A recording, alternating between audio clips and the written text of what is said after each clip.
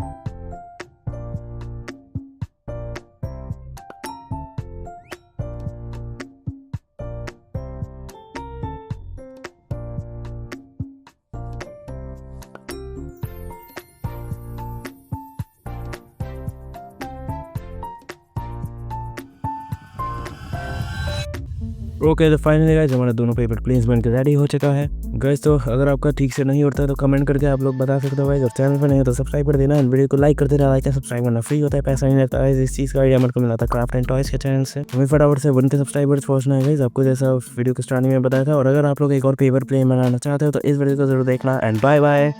खत्म, bye bye, tata, goodbye, गया।